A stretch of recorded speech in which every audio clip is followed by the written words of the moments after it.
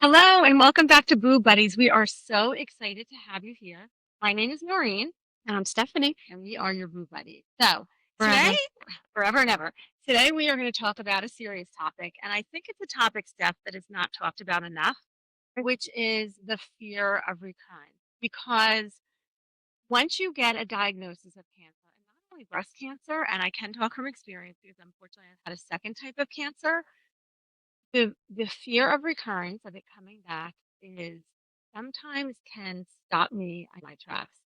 And I think that many cancer survivors that I talk to have the same fear, but no one really talks about it. Do Right. you No, experience that? I agree. I feel like it's all the hype. You have the surgery and you've gone through it and you recover and you kind of get back to your normal life, right? And then you always have in the back of your mind, what if? Right. What if it comes back? What if they didn't catch it all? What if, what if, what if?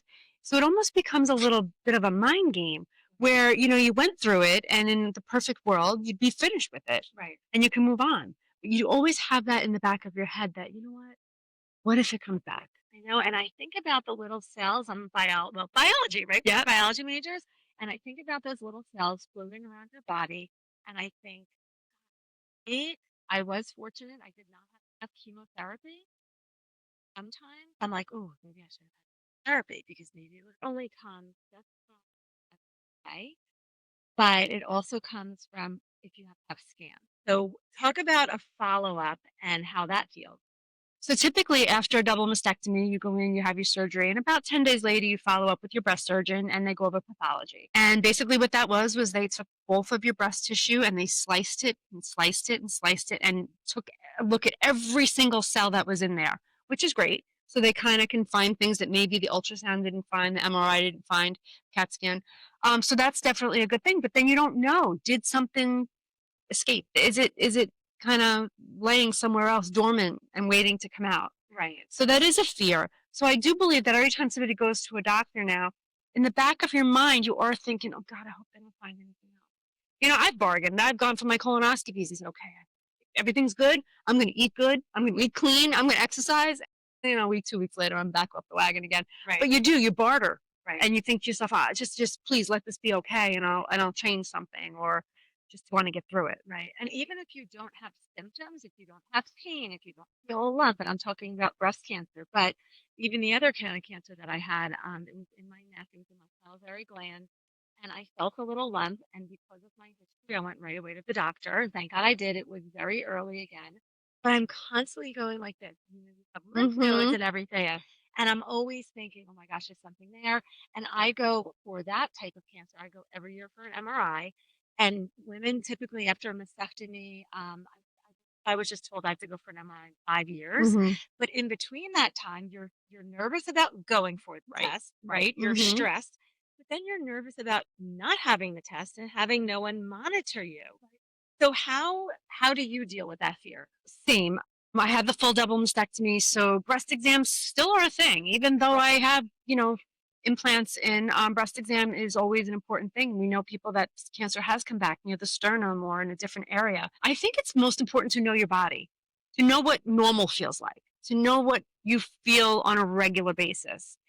One of the things I always do, and most of I was a nurse. I'm a nurse forever, an ER, a nurse. I always think to myself, if I have a pain, is it something I've had before? There's been times where you get a little like chest flutter or whatever, and I'm like, have I had that before? And if I've had it before, I'm good with it. If it's something that's something I haven't had or it's persisting, it might not make sense, or it feels like maybe something's going on, maybe then I will follow up with it. Right. And again, being a nurse, being a physical therapist, we're in the business of health. And we know that finding something early is definitely the best way. So you don't want to be that hypochondriac running to the doctors every 2 seconds, like, oh, I think this, I think that. But know your body, listen to your body, because your body will talk to you. Right. And if something is off, definitely go get it checked out. Like this lump in my neck, I didn't ignore it. It was tiny, like a hard little piece, but I just had a feeling and I Mm-hmm. didn't want to ignore it. And the other thing you brought up a very good point. Even though you have had a mastectomy and the breast tissue is gone, most of the time your implants are healed, sometimes they're not. But you should still do a self exam because if there is a recurrence in that breast, if there's a little bit of breast tissue left, or there's something in that muscle, typically breast cancer, and I know a few people that it's come back in the same exact spot. So you should still be doing breast exams, and it's much easier because your muscle is right on the surface. Right. So you should still do your breast exams and feel at least once a month. And certainly, if you feel anything out of the ordinary, all of us. And even this sternum, feel that sternum, feel around and make sure you don't feel any lumps or anything on that bone or up above and under your arms and all that kind of stuff. Just give it a good feel, like it's in the shower, hot soapy water, it glides along and you should be able to feel something. When you know what something's supposed to feel like, it's much more obvious when something comes out that's not supposed to be there. Right. So I remember way back in nursing school, that was what they taught. Learn the norm. Right. And when you know the norm, the abnormal is going to stick right out and jump right out at you. So know your body, know your normal. And if something changes, you will be aware of it. And your sternum, just for people that don't know what the sternum is, we kind of talk that way because it's the bone, it's literally your chest bone right here that's in the breast may go down a lump or anything like that. Certainly don't ignore the doctor. Shout out to the CPR lady. The sternum is also the bone that you do your compressions on if you had to do CPR on somebody. You know, I have to give a shout out to my other business. Absolutely. Yes, in her spare time. Yeah. So much spare time. So let's talk about some of the ways, because you definitely have had fear of recurrence. Yeah. So what are some of the ways that you combat that? I try to think positive. I try to think, you know what? I found it early and I was meant to find it early. I was meant to have a nice long life and feel comfortable and feel happy. So I feel like I'm trying not to be like Debbie Downer all the time. I'm being smart. I'm listening to my body, but I'm also being realistic that not every little ache and pain is cancer. So again, just kind of be proactive, eat healthy, live a healthy lifestyle, have fun, by all means, have fun and enjoy your life, but be aware of your symptoms. Right. And I will say that what I did to take control of I try to do everything I can to take control of having a recurrence, right? And we can only do so much. Right. But one of the things, and we will have a whole episode on this, but one of the things that I really looked at was my diet and my nutrition. And I do know that excessive amounts of sugar, and I'm not crazy, it's not like I won't eat sugar, but I do know that excessive amounts of sugar and carbohydrates can lead to cancer because cancer cells feed on sugar. Right. Carbohydrates will turn to sugar. Actually, a lot of things will turn to sugar, and if you're not abundant in your body and you are susceptible to cancer, that can actually fuel a cancer. So, taking care of yourself, I mean, the number one thing that's talked about today is moving your body. That trumps anything. And it doesn't have to be heavy, heavy exercise in a gym every day. It can just be a brisk walk every single day. So, moving your body, paying close attention to your nutrition. What I mean by that is not because I have a lot of people, it's all or nothing. And it does not have to be all or nothing. And like I said, we will go into a whole episode on nutrition because I'm very passionate about that. But just getting rid of a lot of the processed foods, they are linking chemicals in these processed foods to a higher risk of cancer. The food dyes and all Right. that. The food dyes. This is what I say to my girl. If you can't say the word on a package, put it down. I can't tell you how many things I no longer buy because I can't say the word on that package. Like And then crap. there's a lot of junk in a our lot foods. of junk. But even the way good food now is processed sometimes is a problem. And that's why there's so many gluten allergies. Again, I could go on. Right. We'll have a whole separate episode about that. But the other thing is taking a look at the products that you're using. So I just saw a study, and this was pretty astounding, and it has to do, especially with females, right? We're using everyday shampoos, conditioners. I don't know how many creams I try on my face, especially my eyes as I'm getting older. Hairspray. So all of those things, there was a study done, and what was asked of these women was to take out anything from their personal care routine, shampoos, conditioners, makeups, face creams, anything that goes on your skin, anything with the word that said fragrance or parfum, because there was a biologist who talked about this. This is what she does. And within that word, there are that they do not have to list what's included in that. And it has been proven that a lot of the chemicals that fall under that umbrella of parfum or fragrance, they increase your risk. They're carcinogens. So they increase your risk of cancer. In this study, these women for 28 days, they looked at the breast tissue, and Mhm. apparently there's breast cancer markers in your breast tissue. So they looked at the breast tissue. For 28 days, they had these women take out just something that said fragrance or perfume.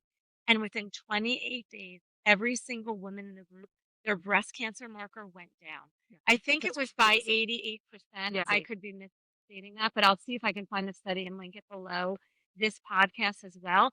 So being very careful as to what you're taking into your body, what you're eating, moving your body, drinking enough water.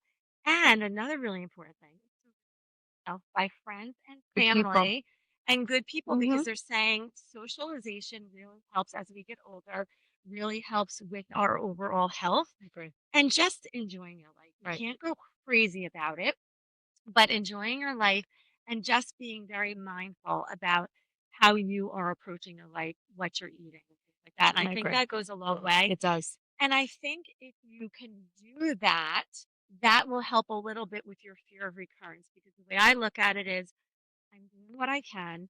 I'm going to be mindful. And if it comes back, well, it comes back, and hopefully I catch it early and I can Right. deal with it.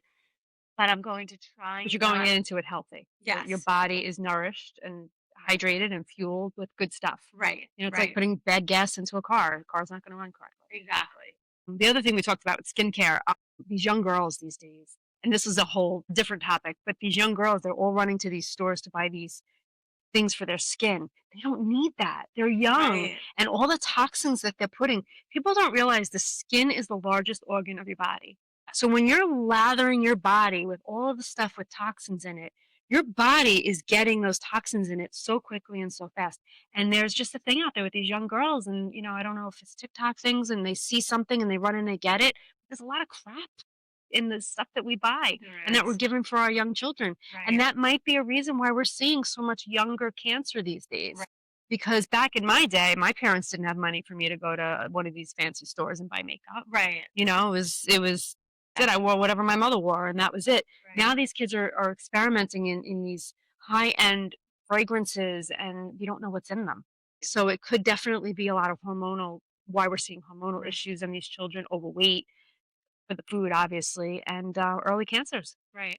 And sometimes the products, and this will be another whole Yeah, we can podcast go on too. the But sometimes people think, oh, the more expensive, especially right. skincare. And I was all about that until I learned more. I Mhm. had actually bought a very well known brand from a dermatologist, Mhm. and I thought, oh, this is great. And then I read this study and I looked at the back and the ingredients, and guess what? It was like an Yeah. Yes. $80 bottle of cream that I threw in the garbage Yeah. because it had 10 of the top chemicals that were recommended not Cancer that you causing should that were agents. cancer Yeah. causing Yeah. agents. So Yeah. really be careful and mindful, and we will do a full other podcast on that. The other thing with recurrence, this was interesting that I read. There's something called, so if your mind is going Like the and new you word I just learned? what's that? Anxiety. The what? Anxiety? Anxiety. Anxiety is a new word that you have anxiety about an upcoming, and it's Anxiety. real. Yeah. And it's real. Yeah. So this is something that if you're struggling with post-treatment anxiety, it's called the 333 method. I like it. And so if you are in this mode of thinking about, oh my gosh, this is going to, or it's coming back, like for me when I have my headaches and I say, I must have a brain tumor, but this is what goes through your mind once you've had cancer. But what the recommendation is that you name 3 things that you see, so your mind is going off the deep end, right? About, "Oh my gosh, it's coming back." You just stop. You name 3 things that you see. So 3 things in this room. I see Stephanie, I see a flower, I see a picture on the wall. Then you're supposed to say out loud, bring 3 things. A bird, I hear the buzz of the lights, I hear Stephanie breathing, and then you're supposed to say 3 things that you can touch. I can touch this soft chair. I can touch Stephanie's hair. Chair hair. I can touch my sweater. And by the time you go through that process, your mind is so distracted on something else. And the hope is now you've tricked your mind, distracted it, and so you can get your mind off of that. Oh my gosh, it's recurring. Do I have the cancer back? Right. And obviously, if you truly feel that way, make sure you go to your doctor. Your doctor should be able to help alleviate. There are tests you can do. Ooh, And let me talk about That test. Yes. there is a test that I just learned about because of Caitlin. I hope I'm saying this right. It's called the Cigna error test. I had no idea about this. It is a blood test that if you've had breast cancer, I believe it's breast cancer, ovarian cancer, and cancer. There's a blood test that can be done. You do have to, I'm actually in the process of finding my old tissue. And years, your hospital should keep it, your old breast tissue, the tumor that they took out. They look at the DNA that that tumor is made up of. And then this blood test, somehow, some way, they are seeing Amazing. if any of that DNA is floating around in your blood, which is indicative of that cancer is somewhere in your body. So it could be lying dormant in your body. So again, it's called the Signatera test. I may not have given all the right information, but you can look it up. And I was amazed by that. So Caitlin will have that test right now. Her doctor said every 3 months she'll get that blood Hmm. test. And because they were able to find my specimen, I'm gonna have that test. So You just made it, right? Because it's 10 years? yes, Up to it's 10 years. So 10 you're only years. at I 9? found out the hospitals will keep your tissue for 10 years. So if you are someone out there and you are in this situation, you've heard of this test, certainly look it up, ask your doctor about it. But if there's anything objective, so objective data that you can get, whether it's scans, whether it's a blood test to make you feel more comfortable, that on top of taking control of your health by watching what you're eating, starting to move your body, start looking at the products that you're ingesting or putting on your skin and making sure they're clean products, that should really stress that you have, and then practicing this 333 method. Hopefully that will help. Any other tips that you have? The breathing. I always say Yes. there is one little gift you can give yourself in any situation, no matter how stressed you are, no matter where you are. You can stop for 1 second, take a deep breath in, hold it into your lungs for a couple of seconds, and blow it out. It just releases relaxation. No matter what stress you're going through, you can do it Yes. while you're driving and somebody cut you off, or you can do it in the waiting room at the doctor. Doesn't matter what you're doing. All day you should stop and you should think about taking that deep breath. There's been times that I'll be running around and I'll say, wait a minute, did I take even a breath? You don't, obviously you don't think about breathing, right? But just to stop and take that cleansing breath Yes. just relaxes you just a little bit. If you're feeling anxious, if you're feeling like, oh my goodness, just stop for a second, take that breath, and you will feel a little bit better. Give yourself that gift. All right, you're busy, you're running around. Stop for a second, take that breath. It's good for you. You need to fill those lungs with oxygen, and it will just help you get through whatever stress you're going through. And we are going to end our episode today by going through a little practice where we'll take you through a deep breathing exercise. The other thing that I would say that's really important, talk about how you're feeling. So we started off by saying, I think it's really people struggle with this, but they don't talk about it. I know for me personally, that I was done talking about myself and my issues and what's going on, and my poor family and my friends who had to deal with me during this, and they were amazing. But then you feel like everyone forgets about it, as they should, but you do not forget about it. So having that person, having that boo buddy, Mm-hmm. having the person that went through it too, that they're feeling the same way, Right. and you can be of help to them and support to them, that is really important. Don't hold it inside. You are not crazy. I've said it a few times to people. You might think I'm crazy, but gosh, I feel like, this might come back or whatever. And just getting it out there on the table and talking about it and not holding it in, that really helps to, again, it's distracting your mind. Now it's like you're giving it out there. Another thing that I read, I don't do journaling at all. Okay. So people say that if you write it down and you keep it in a journal, again, you're getting it out of your mind, you're putting it out and you belong. So this whole episode, we just wanted to acknowledge that if you're feeling this is real. We understand it. A lot of people around you, all types of cancer, have had and felt this in the past, and you are not alone. So don't ever feel like you're alone. Yeah, I just had an idea, and Noreen has no idea what I'm going to say right now. I swear, but I just thought about this. What if we, maybe once a month, hold a little bit of a gathering here for whoever wants to come, whoever's had breast cancer, whoever's taking care of a family member, whoever has questions? You get to come in and see the set. as boob buddies. I love But it. maybe like an hour once a month, just in the evening, we'll publicize it. You show up, we sit, we talk, and kind of have people Okay. in here one-on-one, and we can, not only do you have to reach out to us, but come in and see us and sit with us for an hour and ask any questions. And everybody in the room might be in the same boat, or if you're a caretaker and you have questions, you might meet somebody here that could be your boob buddy. Right. It might be an unexpected place to meet somebody, but you're meeting somebody that is going through what you're going through at that point. So we're gonna talk about this because, like I said, I just thought about it while Noreen is talking, and we will post when and where, and just a little bring refreshments and have some healthy foods. Noreen can bring the healthy food. I'll bring the donuts. And I'll bring healthy you donuts. bring healthy donuts. Is there such thing? Yes, they taste just. All right, so that we're gonna do that. All right, that's I a promise love it. to you, is that we're gonna add on to the Boob Buddy podcast, and we're gonna do maybe a monthly get together with whoever wants to show up. Love it. Okay, I like that. Absolutely. Okay, good. I love it. And just to wrap this all up, right? We want to acknowledge that this is real. And we want to acknowledge that even though you are fearful, sometimes it's okay. It doesn't mean you're any less strong. You are just as strong because you have that fear. It's okay. It's normal. And we just want you to know that you're not alone. That fear, face that fear. And if it really overtakes you, I would recommend that you talk to someone, a professional, a psychologist, a psychiatrist, if you feel like you can't share. Because I know there's a lot of people that are not open about how they're feeling. Right. And they bottle it up. And I know for me, I always feel better when whatever it is, right? When you talk about it, Right. it seems so much bigger in your brain alone. But certainly, if you feel like you're at that point, you feel like I don't have anyone to talk to. I don't want to reach out to those two string buddies.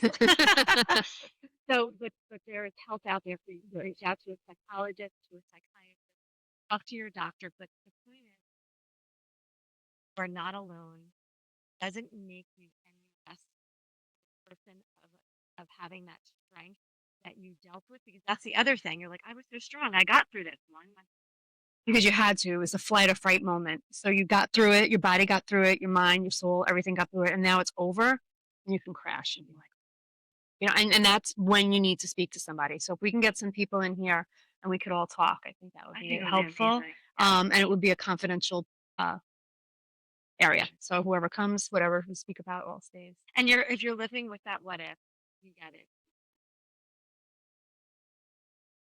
Yeah, whatever we're going to support call group. it. I like that. Right?